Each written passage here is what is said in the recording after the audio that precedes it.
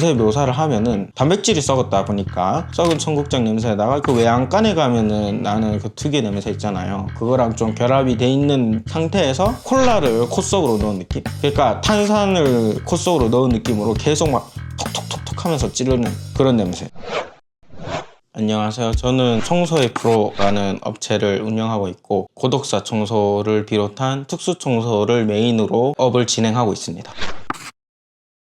저는 정확한 나이가 만 나이로 29년생이고요. 그 다음에 원래는 마케팅 일을 했었어요. 퍼포먼스 마케터라고 구글이나 페이스북에서 유료 광고를 넣고 성과를 내는 마케터를 했었고, 데이터 드리븐이라고 하죠. 그걸 바탕으로 하다가 잠깐 백수 생활을 하다가 고독사 청소를 하면은 제 인생에서 뜻깊겠다 싶어가지고 이 업을 선택했고, 고독사 청소를 배우고 왔어요. 배우고 와서 그분 밑에서 좀 일을 하면서 일도 배운 다음에 창업을 해가지고 현재 있습니다. 아무래도 고독사는 하는 것 자체가 되게 고되기 때문에 어렵다고 볼 수 있죠. 그 다음에 가르쳐 주는 데가 많지 않아요. 저도 아무래도 그 업체가 경남 쪽에 있어요. PK 쪽에 있어서 시장이 안 겹치기 때문에 배울 수 있었던 것도 되게 커요.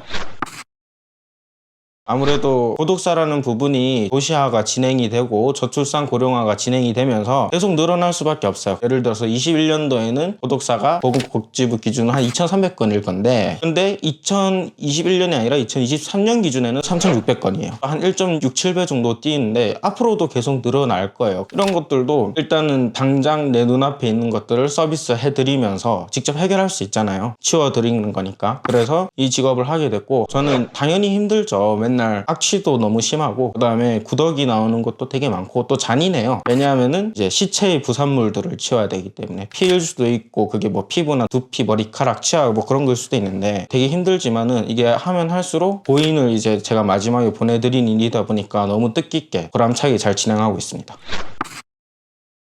이제 특수청소라는 게 단순히 고독사만 있는 게 아니라, 예를 들어서 최근에 동덕여대 사건도 있었는데 그것도 남들이 치우기 어려운 현장들은 다 특수청소의 범주라고 생각하시면 돼요. 그래서 당연히 동덕여대에 있었던 라카칠 같은 경우에 특수청소고, 저도 거기 갔다 왔습니다. 저도 거기 직원분이랑 통화하고 현장도 둘러보고 왔고, 근데 그 동덕여대뿐만이 아니라 예를 들어서 최근에 전화 온 걸로는 철 자재를 아스팔트 위에 놔뒀는데 아스팔트 위에 녹이 묻었다는 거예요. 이렇게 변색이 된 거죠. 그럼 이제 뭐 주황색, 빨간색 사이 뭐 그 녹이 들면 그렇잖아요. 그게 아스팔트 위에 있다고 해서 그것들을 제거를 해달라, 이런 의뢰를 받아서 촬영하는 당일 이제 현장을 보러 가고, 또 어떤 거는 알루미늄이 이제 또 변색이 됐다, 그래서 알루미늄 자재들을 이제 조금 깨끗하게 다시 해달라라는 의뢰도 있고, 그 다음에 뭐 이제 곰팡이 제거도 좀 많이 심각한 곰팡이들이 있어요. 그래가지고 그런 것들 제거해달라. 그 다음에 뭐 바닥에 본드 제거 같은 것들도 있고, 또 어떤 일 같은 경우에는 이런 것도 있었어요. 그러니까 옷공장이었어요. 옷공장을 지하에서 운영을 한 10년, 15년 정도 운영하셨는데 사업을 뭐 적게 됐는데 빼내면서 안에 바닥에 습기도 너무 심하고, 그 다음에 기계를 놔뒀다 보니까 땅도 좀 꺼져 있고 뭐 그렇더라고요. 그래가지고 이것들을 원상복구를 해야 된다. 이거 원상복구 어떻게 되냐, 이런 것들 의뢰도 있고, 그래서 남들이 하기 어려운 환경, 현장 이런 것들이 있습니다. 화재 현장도 되고. 제가 집 청소는 그렇게 열심히 하진 않아요. 근데 약간 핑계를 말하자면은 너무 힘들어서 일단은 하고 오면은 걸레부터 빨아야 돼요. 제 집에 있는 청소를 하는 게 아니라 업장에서 쓰고 온 걸레부터 빨아야 되고, 너무 피곤하니까 잠을 먼저 자는 항상. 근데 의뢰할 정도는 아니긴 해요. 네, 그렇습니다. 제일 많은 거는 5060이에요. 통계적으로 2030은 10% 정도 되고요. 21년 기준으로 200건이 안 됐으니까 한 180건 정도 됐으니까 23년 기준이면은 아마 한 300건 정도로 생각하면 됩니다. 그냥 뭐 사실상 자살과 다를 바 없죠. 우리 2030 세대도 그렇지만은 히키코모리라든지 사회에 부적응한 사람들이 되게 많지 않습니까? 그런 분들이 이제 되게 고독사로 이어지고, 특히 2030 고독사의 특징은 쓰레기집인 경우도 꽤 있어요. 일반적인 집이 아닌 경우, 이제 쓰레기집인 상태에서 같이 시체와 함께 발견되는 그런 경우가 꽤 있습니다. 아니면은 이런 경우도 있고, 일을 열심히 하다가 다쳐가지고 직장도 못 구하고 전전하다가 몸도 불편하고 하니까 그렇게 해서 가시는 경우도 있고, 술, 알코올 중독이라든지 그런 것들도 있고 그렇습니다. 보통 이제 사망하고 나서 이제 알게 되시죠. 왜냐하면은 고독사 현장은 경찰이나 소방관들이 1차적으로 보시거든요. 신원조회 다 하니까 경찰 소방서 쪽에서. 그 후에 이제 관계자한테 연락이 가죠. 2030이랑 거의 비슷한 이유인데, 아무래도 몸의 절대적인 그거 자체가 못 버티는 거죠. 그러니까 뭐 병이 이제 계속 있다던가 자연사를 자연스럽게 한다던가 기력이 너무 약하니까, 그래서 삶을 살아갈 의지나 이런 것들이 되게 2030에 비해서 확연히 약해지기 때문에 사실 대부분이 뭐 나이 드신 분들이 고독사를 많이 하게 되십니다. 가장 고통스러운 건 악취예요, 진짜로. 일단은 저는 할 때 방독면을 끼거든요. 방독면을 안 끼면은 작업이 불가능해요. 그러니까 누구나 방독면을 안 끼면은 작업이 불가능한 정도. 그 정도고, 냄새 묘사를 하면은 단백질이 썩었다 보니까 썩은 청국장 냄새에다가 그 외양간에 가면은 나는 그 특유의 냄새 있잖아요. 그거랑 좀 결합이 돼 있는 상태에서 콜라를 콧속으로 넣은 느낌? 그러니까 탄산을 콧속으로 넣은 느낌으로 계속 막 톡톡톡 하면서 찌르는 그런 냄새. 코를 찌른다라는 광용 표현이 있잖아요, 한국에. 그게 거짓말이 아니에요. 그 맡아보면은 아, 이게 코를 찌르는구나, 이걸 알 수 있습니다. 그래서 방진복을 입고 진행을 하고, 그러면은 냄새가 방진복에 배기니까 거기에 하고, 신발 덮개나 이런 것들도 다 하고, 그 다음에 머리카락에 또 배기거든요. 그래서 급식실 가면 쓰는 그런 거 있잖아요, 비닐 이렇게 해가지고 그거 끼우고, 그러면 이제 그걸 다 벗으면 이제 또 냄새가 많이 안 나요.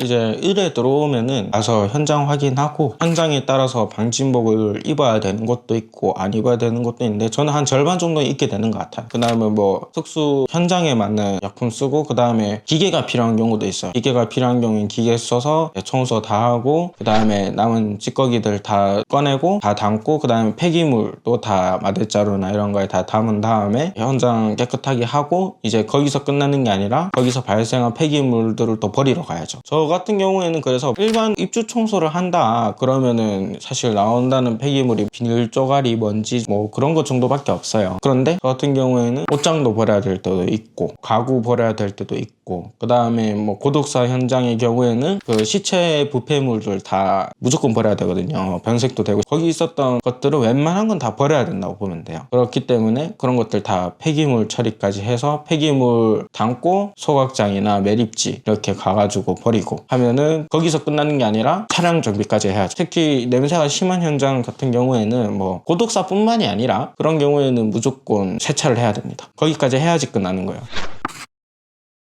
일단은 저도 사실 돈을 많이 벌진 않고요, 아직까지는. 그리고 그 생각보다 건수가 많지 않아요. 예를 들어서 이거는 정확하게 기억이 안 나는데, 입주 청소의 경우에는 아마 수도권, 비수도권이 합쳐서 20에서 25만 개의 아파트가 매년 공급이 될 거예요, 대한민국에. 그거를 50% 정도만 잡아도 12만 개의 입주 청소가 발생이 되잖아요. 그런데 고독사는 아까 말씀드렸던 것처럼 3,600개. 그리고 네이버 광고에 보시면은 고독사 청소 이렇게 치면 파워링크 나오는 것만 해도 100개 정도 돼요. 그러다 보니까 그것만 100개일 뿐이지 하는 업체는 더 많겠죠. 그러다 보니까 생각보다 막 수요가 엄청나다 그거까지는 아니고, 물론 시장성은 있겠죠. 저출산 고령화는 막을 수 없기 때문에 대한민국에서. 다만 이제 비용 자체는 저는 뭐 아까 말씀드렸듯이 인건비 당연히 발생되고 폐기물 값이 발생되잖아요. 그 다음에 소모품비가 발생될 거고, 왜냐하면 방진복 써야 되지, 그 다음에 신발 덮개 써야 되지, 그 다음에 약품 써야 되지 하잖아요. 그러면은 인건비가 입주 청소를 가도 청소 경력이 있는 사람은 15만 원을 줘야 돼요. 그렇기 때문에 알바는 10에서 11만 원, 그 다음에 청소 경력자는 15만 원. 근데 고독사 현장이잖아요. 그러면 경험이 없는 사람도 15만 원이고 이제 경험이 있는 사람은 20만 원 이렇게 가겠죠. 근데 그거를 혼자만 청소합니까? 아니잖아요. 최소 2명은 가야 되잖아요. 그러면은 그것만 해도 벌써 40만 원의 인건비가 발생되고, 그 다음에 소모품비도 한 10만 원 정도 잡아야 되고, 그 다음에 폐기물 버려야 되잖아요. 근데 그런 현장에서 나온 폐기물 또 잘 받아주지도 않아요. 당연히 단가 단가가 올라가죠. 그럼 그거에도 또 뭐 10만 원 또 친다고 하면은 그것만 해도 그냥 비용이 그럼 벌써 60만 원 들어가는 거죠. 그럼 거기서 이제 현장에 따라서 또 달라지는 거죠. 정말 최소로 잡아도 60만 원이 나오니까. 그리고 현장에 따라서 냄새 제거나 이런 것들도 더 당연히 냄새가 100이거든요. 그냥 단순히 폐기물만 치운다고 해가지고 냄새가 없어지지 않아요. 벽지, 천장, 바닥 이런 데도 다 냄새가 100이기 때문에 거기에 따른 추가 시공까지 생각하면은 그 아까 말씀드렸던 최소 가격의 배 이상은 들어간다라고 봐야겠죠. 특수 청소 하시는 분들 저도 유튜브 보니까 비용이 엄청 많이 발생하는 것처럼 또는 돈을 엄청 많이 버는 것처럼 말을 하는데 돈이 안 벌리지는 않죠. 일만 들어오면은 안 벌리지는 않는데 일의 수고에 비해서는 많이 번다? 그런 느낌은 아니기는 해요.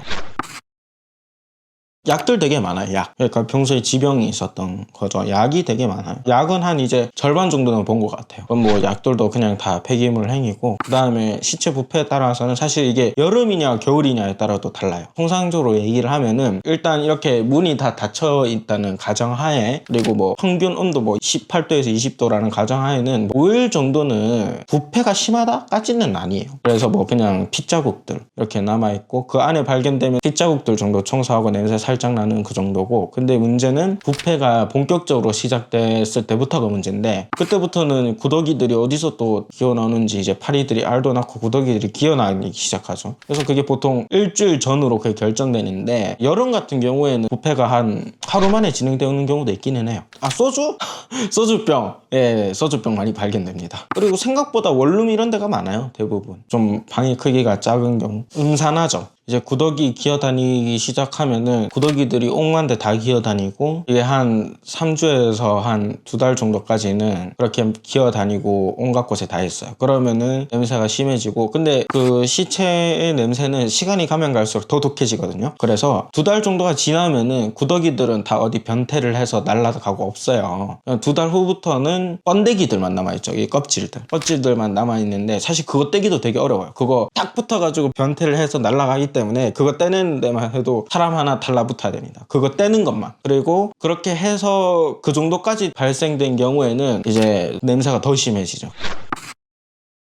자다가 가시는 경우도 있고 뭐 발작 같은 경우 하다가 가시는 경우도 있는 것 같고 또 불의의 사고로 가는 경우도 가끔 있어요. 예를 들어서 뭐 화장실에서 넘어졌다든지 그러니까 제가 이건 직접 청소했던 현장인데 문틀에 두피가 있는 거예요. 두피랑 치아가 있는 거예요. 문틀에. 그러면은 이제 뭐 안 봐도 유추가 되는 거죠. 뒤로 넘어졌구나 화장실에서. 네, 화장실에서 뒤로 넘어졌는데 이제 혼자 살다 보니까 119 같은 데도 신고도 못하고 그대로 방치가 돼버렸던 거죠. 네, 뒤로 넘어져서 기절한 상태로 쭉 가버린 거예요. 그러다 보니까 사실 뭐 같이 살았기만 해도 이거는 뭐 당연히 뭐 후유증이야 있을 수도 있겠지만 후유증도 없을 수도 있죠. 병원 옮겨지기만 해도 뭐 사는 건데 혼자 살다 보니까 이제 그렇게 된 거고 아무래도 1인 가구가 많아지면서 이제 불의의 사고로 운 없이 가시는 분들도 가끔 있는 것 같아요.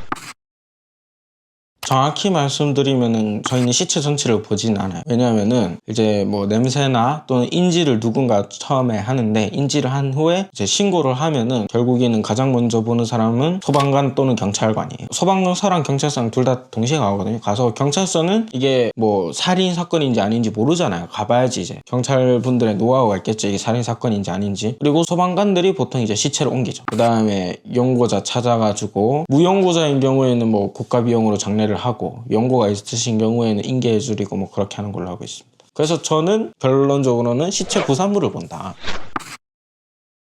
화장 기억나는 거는 뭐 제가 직접 청소한 것보다는 같은 업계에 있었던 사람한테 들은 건데 6.25 참전 유공자가 고독사인 경우도 있어요. 그게 이제 저는 뭐 제가 직접 청소하진 않았지만 그게 가장 기억에 남더라고요. 국가를 위해서 헌신을 했는데 결국에는 뭐 별다른 보상도 못 받고 아무도 모르는 채 이제 돌아가셨으니까 명예로운 삶을 살아셨는데도 불구하고 그 끝은 명예롭지도 않고 아무도 기억해주지 않는 비참한 삶이었기 때문에. 그리고 이제 그분 사례를 들으면서 느꼈는데 앞으로는 그런 사례가 더 많아지겠다 이런 생각이 들더라고요. 지금부터 이제 계속 쭉 생기기 시작하겠구나 이런 생각이 들더라고요. 안타깝죠.